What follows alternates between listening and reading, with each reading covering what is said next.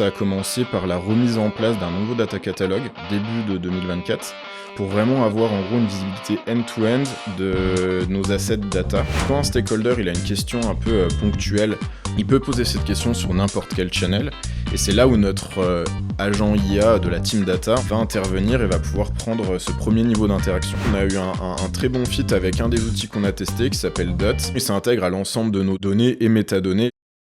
Aujourd'hui, je reçois Elliot qui est Senior Data and Analytics Engineering Manager chez Gorgias, la scale-up qui propose une plateforme d'IA conversationnelle permettant aux e-commerçants de mieux gérer leur support client et d'augmenter leurs ventes. Ils ont plus de 15 000 clients.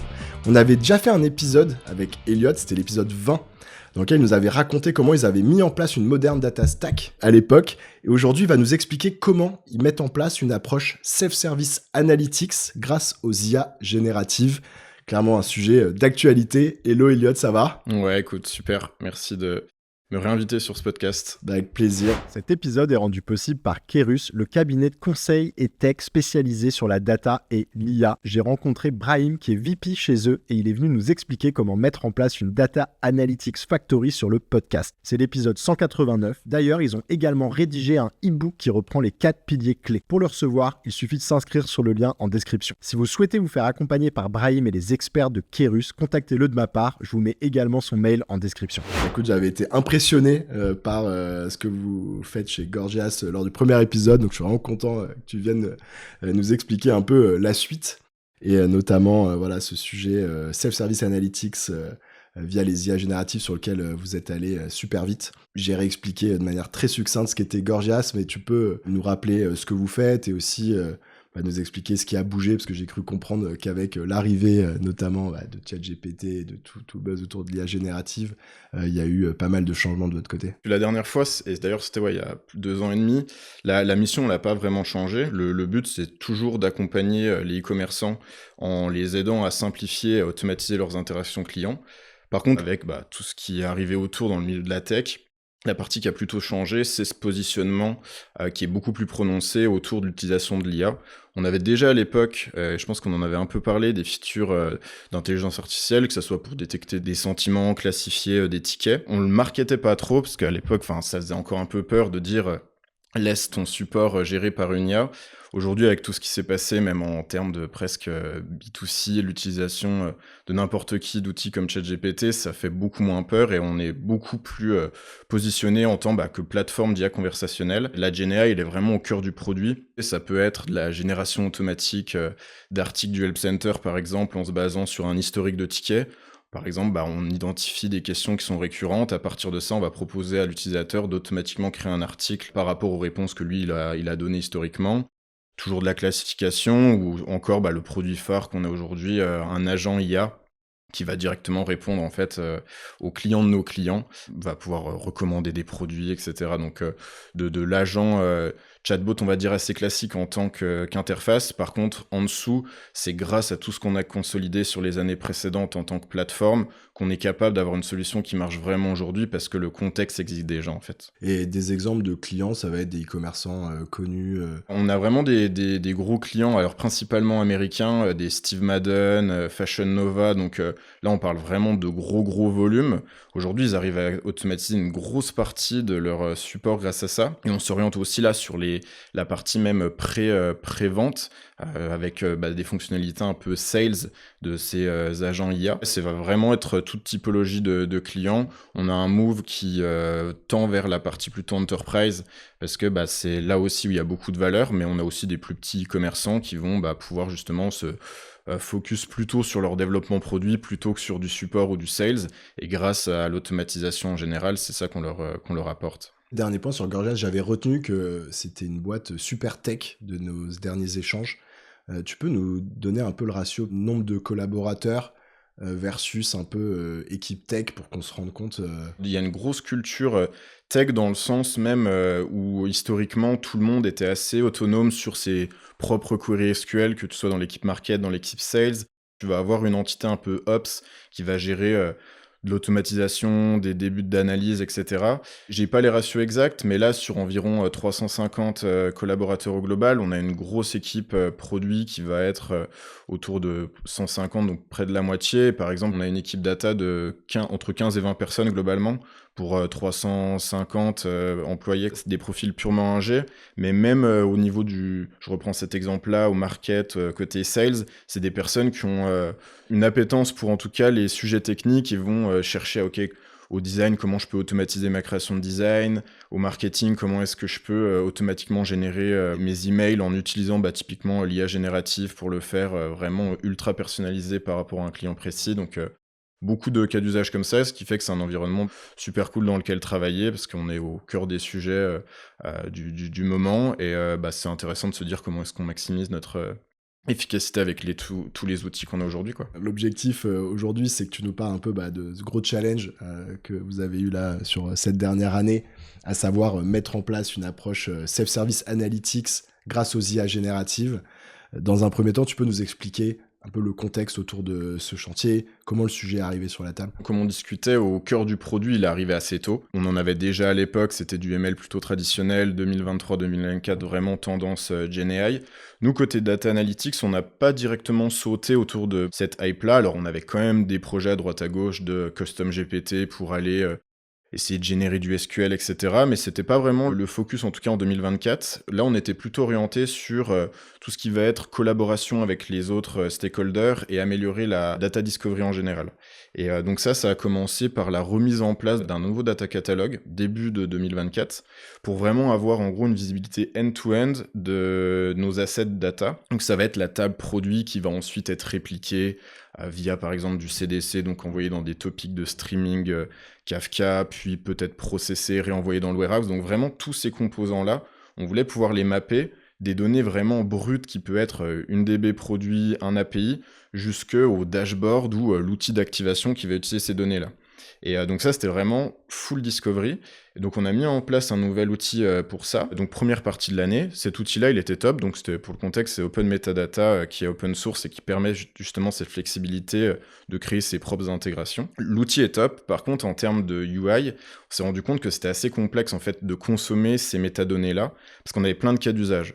À la fois un business stakeholder qui veut savoir dans quel dashboard je peux trouver un chart qui va me montrer l'évolution du revenu.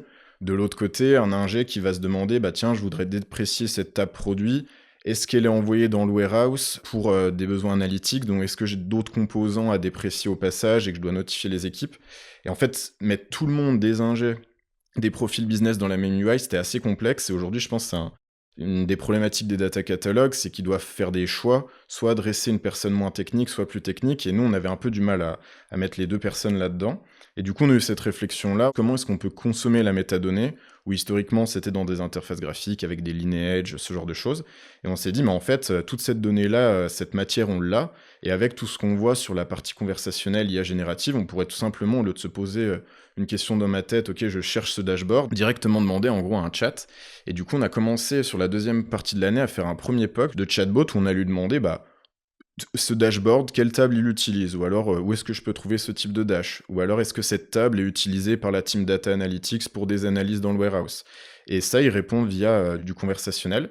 Et on a eu des premiers très bons résultats, donc on va pouvoir plus discuter des détails, etc. Mais c'était vraiment encourageant et ça nous a confirmé le fait qu'on peut consommer la donnée et la métadonnée en toute autonomie avec du self-service, en fait. Ah oui, du coup, le point d'entrée, c'était vraiment la discovery, finalement, la consommation donc des métadonnées, donc des informations qu'on va traditionnellement trouver dans le data catalogue. Ça a ouvert la porte après un peu à la deuxième partie du chantier, qui est carrément après d'interagir avec ces données via du conversationnel aussi, ce qu'on appelle souvent self-service analytics, via des IA génératives ou chat with your data. Tu peux nous dire comment ce nouveau projet il s'insère aussi dans votre stratégie analytics. Lorsqu'on s'est appelé, tu m'avais parlé justement de votre vision qui a évolué, qui repose sur 3 niveaux. Je trouvais ça intéressant. Ouais. J'aimerais que tu en parles un peu plus. Ça s'est vraiment construit en parallèle et en fait, ça a convergé vers un peu la même solution, la vision qu'on a là en 2025. Mais en gros, en parallèle, 2024, côté business intelligence, donc l'équipe où il y a l'ensemble de nos data analystes, ce qu'on a réussi à faire, c'est vraiment démontrer aussi la valeur des analyses plus de fond, des analyses proactives, un peu en opposition avec les analyses assez réactives et ad hoc, type est-ce que je peux avoir ce nouveau dash pour monitorer mes performances, etc. On a vraiment confirmé la valeur de ça et on s'est dit c'est la direction dans laquelle on veut pousser en 2025. Par contre, en fait, avoir ce type d'analyse de fond, ça enlève pas le besoin assez spontané d'un business stakeholder qui va avoir une question précise à l'instant T. Ce qu'on s'est dit, c'est que la valeur des data analysts, elle est sur ces analyses plutôt de fond. Comment est-ce qu'on fait pour en fait leur libérer un maximum de temps et faire en sorte qu'ils se concentrent là-dessus, sachant qu'il y aura toujours des petites demandes ad hoc. Et du coup, parti de ce constat-là, on s'est dit, les demandes ad hoc, comment est-ce qu'on peut les hand-over avec un peu justement une IA. Et c'est marrant parce que c'est ce qu'on fait en fait sur notre produit. Toute la valeur du produit, c'est de se dire, les agents, les human agents de support, les mettre sur les tâches à forte valeur ajoutée et faire en sorte que l'IA puisse prendre en charge ce qui est automatisable et répondable automatiquement. Exactement le même principe sur la partie data, et c'est pour ça quand on parlait des différents niveaux de points d'entrée, ce qu'on tend là pour 2025 et ce qu'on essaye de systématiser, c'est que quand un stakeholder il a une question un peu ponctuelle, que ça soit pour comprendre ses métriques, pour trouver ce type de dash, passer dans un premier temps systématiquement par du conversationnel dans un endroit où il est déjà. On n'a pas à l'onboarder sur un nouvel outil, c'est dans Slack directement. Il peut poser cette question sur n'importe quel channel, et c'est là où notre agent IA de la team data va intervenir et va pouvoir prendre ce premier niveau d'interaction. En parallèle de ça, on sait que ça a des limitations et que ça peut pas répondre à tout. Donc on est sur un deuxième niveau d'analyse, mais qui est presque un peu en parallèle. C'est que là, on est en train de plus investir sur du dashboarding un peu plus accessible, un peu plus no-code, on va dire, avec une spécification vraiment sur la possibilité de drill down certains métriques. Typiquement, il y a des questions qui sont ultra récurrentes, tu peux les mettre directement dans un dashboard. Et là où c'est intéressant avec ces outils-là, c'est que typiquement, tu vois un spike sur le mois dernier, tu veux creuser, tu peux cliquer dessus, ça va te l'exploser sur différentes dimensions, etc. Donc ça, c'est des choses qu'on pousse là cette année. Donc c'est un peu le deuxième niveau, mais qui est presque en parallèle avec le self-service conversationnel. Le troisième niveau, et qui va vraiment en fait être en dessous, c'est que il faut être conscient des limitations des deux et qu'il y aura toujours besoin des data analysts. De la même façon que sur le produit, il y a toujours besoin des agents de support. Dès que c'est des analyses plus profondes, comment est-ce qu'on explique la diminution des performances marketing le quarter dernier? Tu as besoin de travailler avec l'équipe data pour creuser sur ces sujets-là. Et donc en gros, le point c'est vraiment comment on maximise le temps des analystes sur ce genre d'initiative. On a aussi mis en place des nouveaux process là-dessus où au lieu d'être dans un mode plutôt dashboarding, on utilise un tool typiquement comme Hex qui permet d'avoir une approche un peu plus notebook et une analyse plus temporaire, un peu ce qu'on pourrait retrouver avant où dans Notion tu copiais-collais des screenshots de dashboard. Là on le fait tout dans un seul outil, comme ça on émet des recommandations, on expose les faits, etc. Et donc ça c'est typiquement si la question est soit complexe, soit s'il y a vraiment besoin en fait de creuser et que c'est pas juste une question et une réponse qui va répondre au problème, quoi. C'est intéressant parce qu'on retrouve les deux derniers niveaux que tu as exposés sont les niveaux qui historiquement étaient la stratégie self-service globale, où on avait la partie un peu plus statique slash self-service où on pouvait quand même drill down mais où on était déjà dans des tableaux de bord, etc. Où l'objectif c'était de faire en sorte qu'il y ait de moins en moins de demandes pour l'équipe data, mais dès que c'était trop complexe on passait sur justement l'autre niveau où là c'était des analyses plus complexes et on allait être en mesure d'en faire quelques-unes chaque quarter sur les éléments les plus stratégiques. Donc en fait c'est juste une couche supplémentaire qui vient se rajouter sur la partie IA conversationnelle. J'ai deux questions par rapport à ce que tu as dit. Je vais commencer par la plus simple, c'est juste sur la partie self-service, que vous allez faire ça sur quel outil? On est en train de bien avancer avec Omni, qui est vraiment spécialisé sur ça, qui a sa propre sémantique layer, mais finalement, ça, c'est des choses qui sont déjà matérialisées, entre guillemets, dans le warehouse, où il y a des modèles simples à utiliser, mais en fait, ça va juste permettre de creuser un peu soi-même l'exploration. La différence qu'on n'amène pas dans cet outil, c'est vraiment la création un peu from scratch d'un chart, ce qui est une des grosses propositions de valeur de ces outils-là, de pouvoir faire du drag and drop pour créer sa propre analyse. Ça, c'est plus en fait sur l'approche conversationnelle qu'on l'amène. La partie Omni, c'est il y a un dashboard existant qui est officiel, qui a été fait par l'équipe data, et on t'offre la possibilité de toi-même creuser un peu. C'est vraiment plus dans cet état d'esprit. et plus que de toi construire ton propre dashboard. Ça, on veut éviter au maximum. Si tu as des propres questions qui sont pas exposées et répondues dans un dashboard, là, tu vas plutôt aller sur la partie conversationnelle. Même si c'est des métriques qui sont déjà bien cadrées dans le semantic layer, etc., à partir du moment où il y a des métriques à croiser, vous avez peur qu'en fait, ce soit mal construit et que ça génère des écarts ou des erreurs. Là, l'idée, c'est plus d'avoir le contrôle et de permettre en fait à l'utilisateur d'accéder à la donnée de la manière la plus simple pour lui. Peut-être que ça sera plus simple s'il a déjà un dash, par exemple, avec l'évolution du revenu, de partir de ça et de creuser un peu de son côté. Avec Omni, ce qui est intéressant, c'est qu'on peut aussi créer des nouvelles colonnes un peu dans un format Excel, mais en fait, t'es quand même au-dessus du warehouse dans un outil bien gouverné, on va dire. Donc, si c'est ça l'approche qui est préférée, pourquoi pas. Sinon, t'es déjà dans Slack, même si t'as peut-être un dashboard qui te montre le revenu de la semaine dernière, poser la question, ça prend littéralement 10 secondes, t'es déjà dans l'outil. Et un gros intérêt aussi de la partie conversationnelle et d'avoir ça dans Slack, c'est que si tu poses la question, tu vas avoir la réponse et toutes les autres personnes dans cette channel-là vont potentiellement aussi avoir la réponse. Typiquement, des choses qu'on explore actuellement, c'est de proactivement pousser en fait des questions-réponses dans les channels où l'IA va répondre, et ça nous permet en fait d'exposer à l'ensemble de l'équipe certains métriques qui peuvent être clés, et des personnes qui historiquement ne suivaient pas trop par exemple les KPI de, je sais pas, un ingé de sa tribe, comment ces fonctionnalités impactent le business. En fait, dans son workspace Slack, si quelqu'un pose la question, il va directement être exposé aussi à ces réponses-là, et ça amène plus d'évangélisation. Exactement, ouais. Intéressant, et puis même ça donne aussi l'idée de poser des questions. Exactement. Potentiellement, ça génère de l'adoption. Ouais. Ça fait le lien en fait avec ma question suivante, c'est dans la manière dont tu as amené le sujet conversationnel. J'avais l'impression qu'aujourd'hui, mais c'était encore très focus sur les métadonnées, sur plutôt, encore une fois, les informations que tu vas retrouver dans un catalogue, comment je m'y retrouve dans le warehouse, quelle table utiliser, quelle métrique, qui je peux contacter pour poser des questions, des choses comme ça. Mais là, de ce que je comprends, non, en fait, ça va aller beaucoup plus loin. Curieux que tu nous dises justement un peu là où vous en êtes là-dessus en 2 mots. Est-ce que c'est encore work in progress sur cet aspect-là, ou est-ce que sur certains use cases, en fait, vraiment, ça fonctionne déjà? En gros, deuxième partie de 2024, quand on a commencé cette première brique, c'était effectivement uniquement sur la partie metadata. Et la façon dont on a procédé, c'est qu'on a décidé de complètement internaliser ce projet. Donc on a benchmarké différentes solutions, typiquement des outils un peu qui proposaient déjà ça, type Dust, ou alors des Dust verticalisés sur du text to SQL ou Data Analytics, en gros assistant, mais un peu plateforme SaaS déjà préconçue. On avait certaines limitations et surtout on voulait comprendre comment ça fonctionnait en dessous pour voir dans quelle mesure c'était viable, quoi.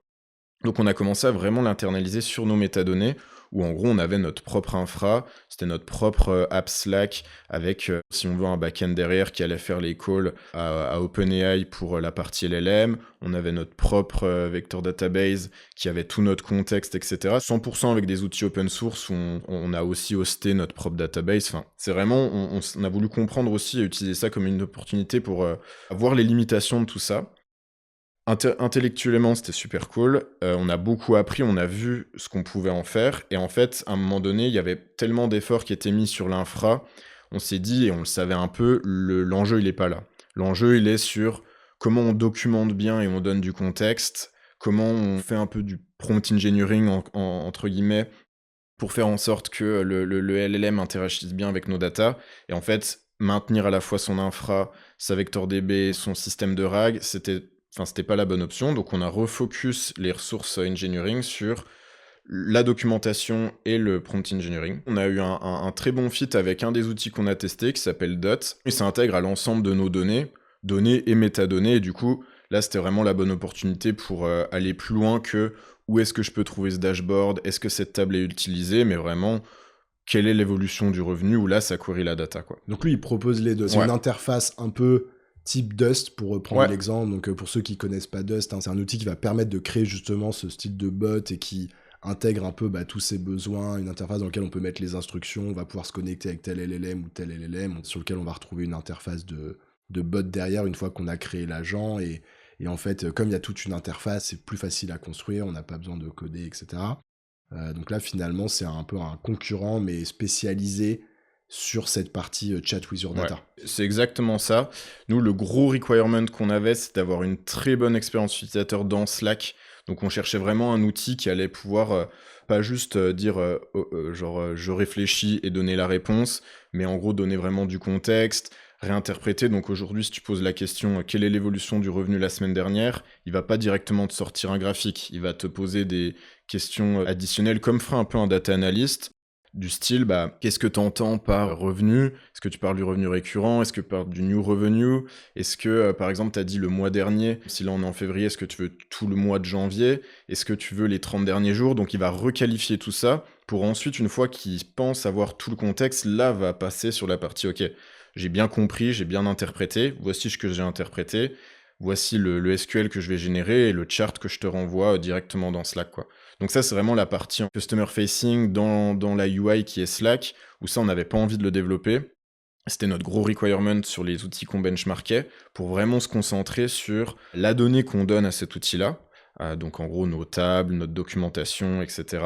Et puis ensuite, comment on peut itérer dessus, vérifier que ça marche bien, prendre du feedback, ainsi de suite, quoi. Si maintenant on fait un petit peu un step back sur la solution telle qu'elle est aujourd'hui, ça ressemble à quoi un peu cette stack Self-Service Analytics IA générative? Cet outil-là, donc Dot, évidemment, ça utilise un LLM.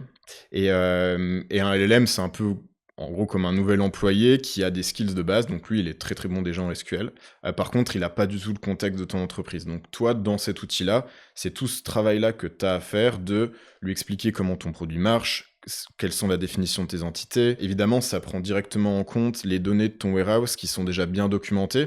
Ça, c'est vraiment un travail qu'on fait historiquement depuis longtemps. On a déjà la matière, on a juste, en gros, à connecter ces outils-là, mais nos tables clés sont des bonnes descriptions, etc. et ça utilise tout ça. Mais tu as d'autres choses, un peu comme quand tu parles avec ChatGPT, tu vas lui donner du contexte. Là, si je prends un exemple, peut-être il y a 2 mois, en fait, le produit, on l'appelait Convei, mais c'est la même chose, c'est juste qu'on a rename. Donc bref, ça, tu dois lui expliquer, parce que si un utilisateur dit donne-moi le revenu de Convei, peut-être maintenant ça s'appelle plus comme ça. Et du coup, ça, il a besoin de le savoir. Donc en gros, vraiment, tu vas passer du temps à définir des guidelines, un peu un master prompt pour lui donner tout ce contexte et faire en sorte que derrière, il puisse bien répondre. Et globalement, dans cette interface-là, tu as différentes sections où par rapport à des modèles spécifiques, tu peux lui expliquer, par exemple, ça c'est un modèle de type history, donc comment est-ce qu'on le requête généralement? On fait des agrégations par jour.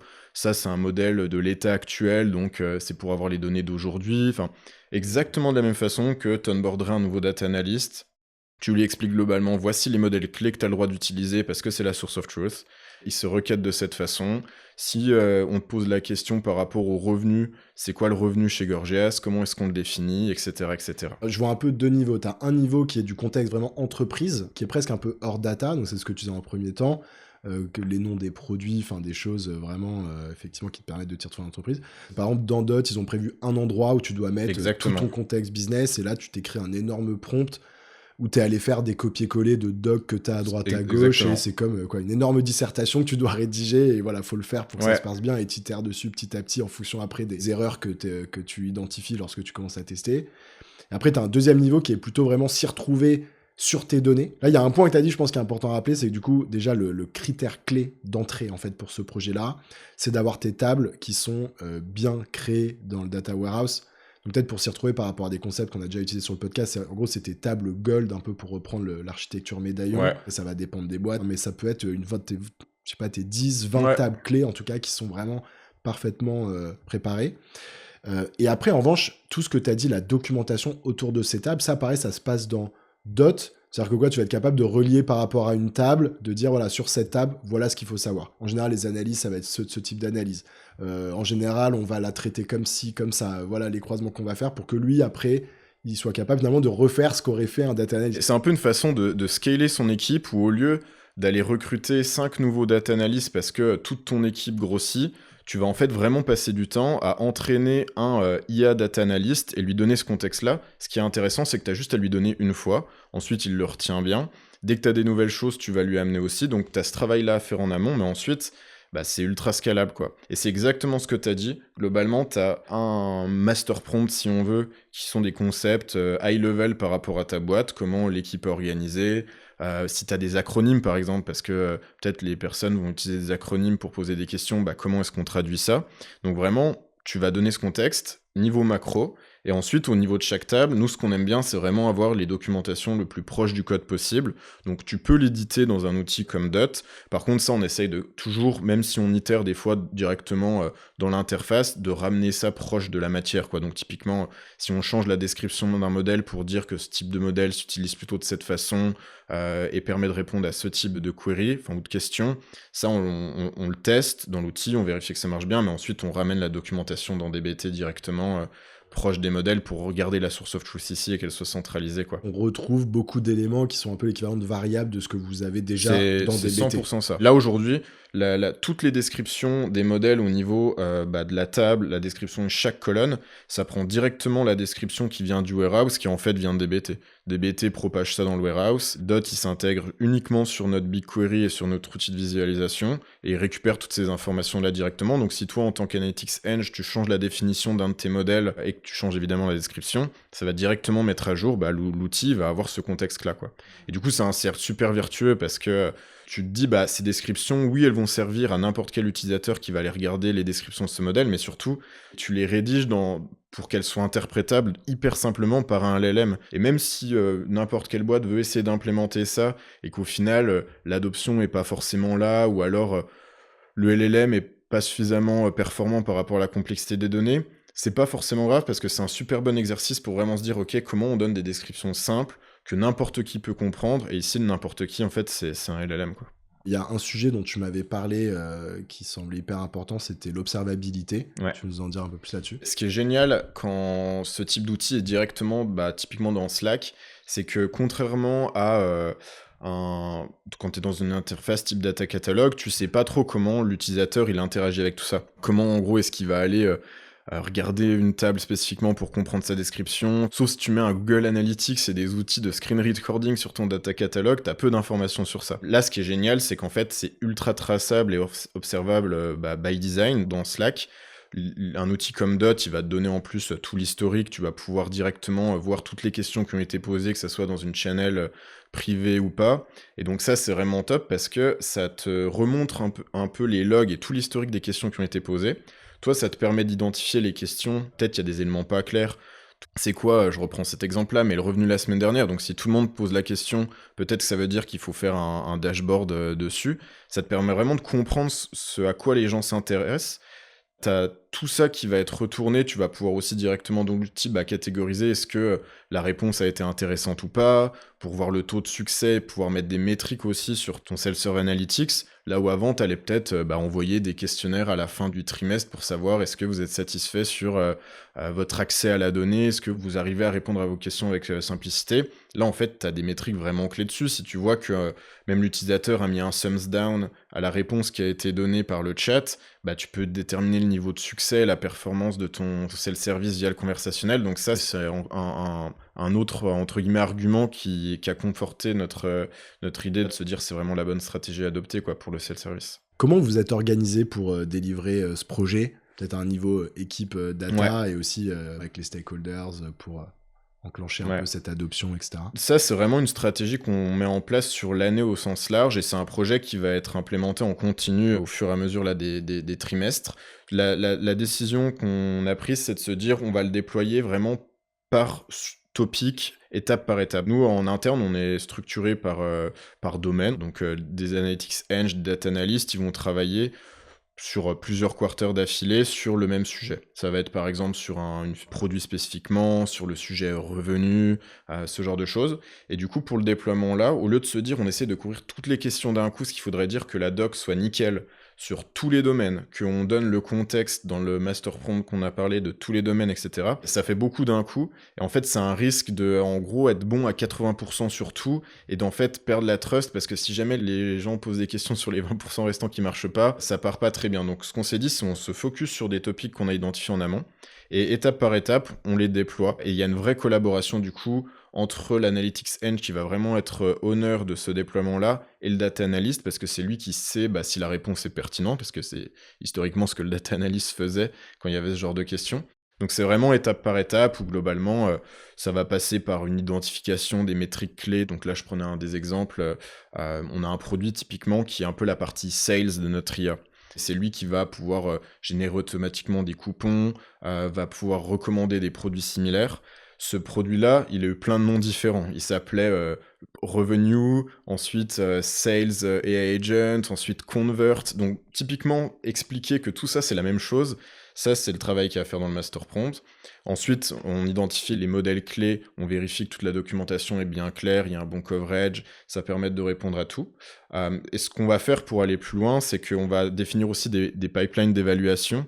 On a des questions où on connaît déjà la réponse. Donc ça, on va pouvoir justement les définir dans l'outil. Une vingtaine, par exemple, on a la réponse, on définit la question, et on run le process sur ces questions-là, et on vérifie que la réponse matche bien, quoi. Ça nous permet de contrôler la qualité, et ce qui plus tard sera génial, c'est qu'on pourra rerun ça, qu'on aura changé les prompts, etc. Ça permet de s'assurer qu'on n'a pas de régression quand on fait des changements, donc hyper important d'avoir cette partie. Mais globalement, on itère avec le data analyst, et une fois qu'on est tous confiants, on a une bonne V1, on arrive à couvrir tous les KPI principaux, et typiquement, un bon exercice pour ça, c'est de regarder le dashboard principal de ce topic. On regarde les différents charts qui sont exposés, et on se dit, bah ok, là, il y a un chart qui est par exemple, combien de commandes il y a eu dans les 3 derniers mois, bah, je pose la question à l'agent et je vérifie que j'ai exactement le même métrique qu'il y a dans mon dashboard.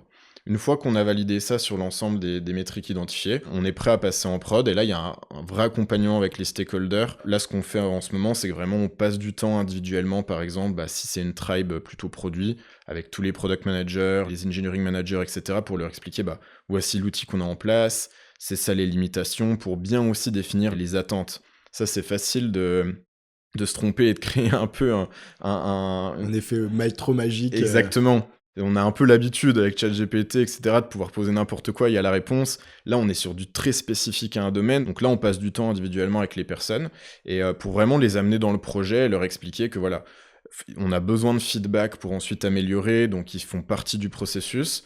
Une fois qu'on a tout ça, ensuite, on annonce que la partie, en l'occurrence chez nous, Dot, est disponible sur un topic.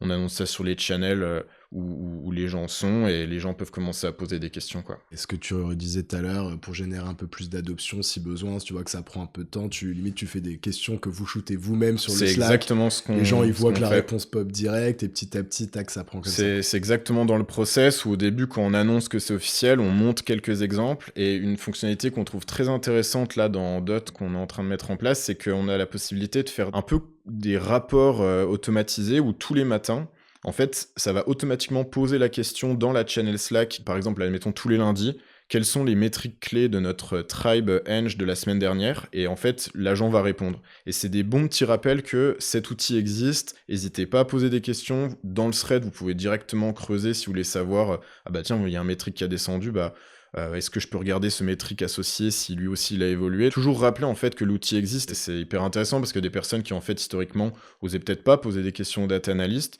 là ils peuvent aller même en privé poser des questions directement à l'outil dans Slack et être tranquille, c'est même pas obligé d'être dans une channel publique où les autres le voient, quoi. Quelles ont été les plus grosses difficultés dans le cadre de ce projet? C'est généralement ce qu'on vient d'évoquer, comment bien définir les attentes des utilisateurs pour pas créer un faux moment dessus, et qu'en fait, ils posent une première question, ça répond un peu à côté, et ensuite arrête de l'utiliser. Donc bien les mettre dans la boucle. Pareil côté data analyst, c'est les seuls qui sont vraiment capables de valider la qualité de la réponse.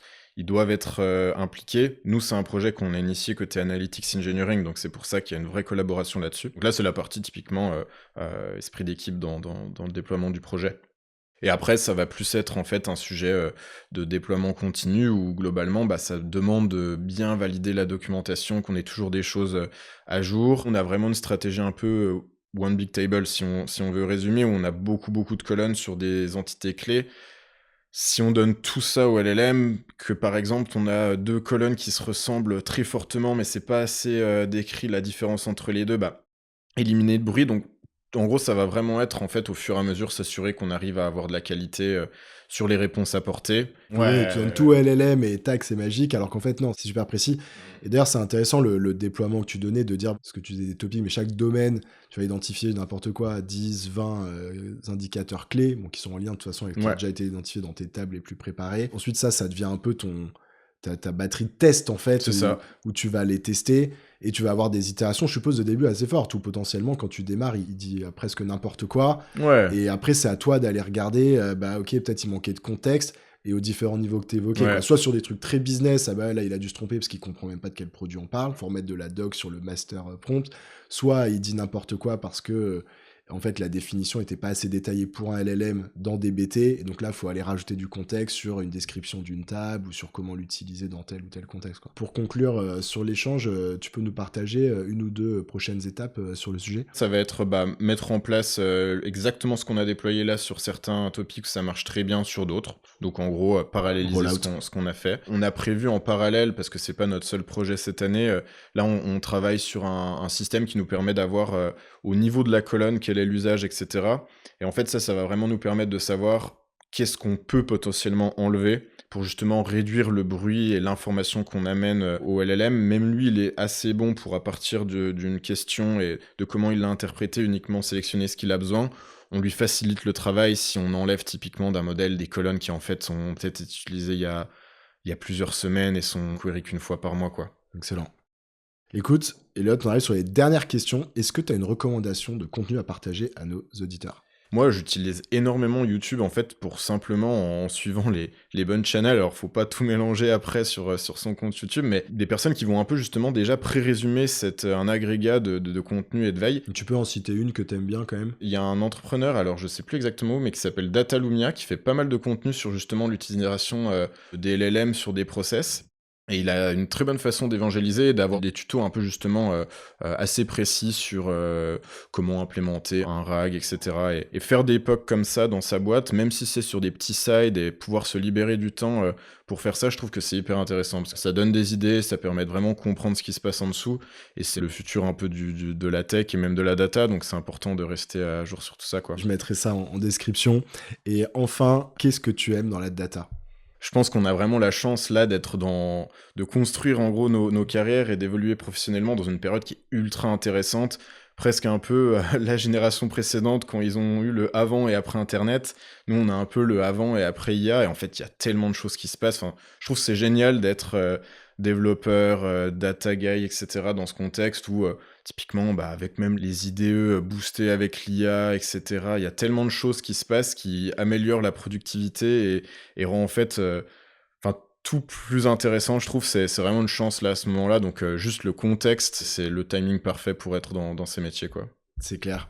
Écoute, Elliot, on arrive sur la fin de cet échange. Merci beaucoup en tout cas d'être venu nous partager ce retour d'expérience sur la mise en place d'une approche Self-Service Analytics grâce aux IA génératifs. C'était super intéressant, j'ai appris beaucoup de choses. Dans l'audience, dites-nous ce que vous avez pensé de cet épisode. Mettez-nous un petit commentaire, quelle que soit la plateforme sur laquelle vous êtes, Spotify ou YouTube, etc. Venez commenter le post qu'on fera avec Elliot pour diffuser cet épisode en nous disant également ce que vous en avez pensé. Voilà, je vous dis à bientôt. Merci Elliot. Merci à toi. Grosse news, DataGen a lancé un bootcamp en Analytics Engineering en collaboration avec DataBird. Le besoin en Analytics Engineering a explosé. J'observe cette tendance au quotidien dans mes échanges avec les leaders data. On a décidé avec DataBird d'unir nos forces pour créer le premier bootcamp spécialisé sur le sujet. Le bootcamp est à destination de profils déjà data analyst ou scientist, sera à temps partiel pendant 6 semaines et finançable via CPF. Si ça vous intéresse d'en savoir plus, 2 options. Je vous mets le lien pour découvrir le programme détaillé en description. Sinon, vous pouvez écouter l'épisode 151 qu'on a enregistré avec le cofondateur de DataBird, dans lequel on explique plus en détail la tendance de l'Analytics Engineering et le programme du bootcamp.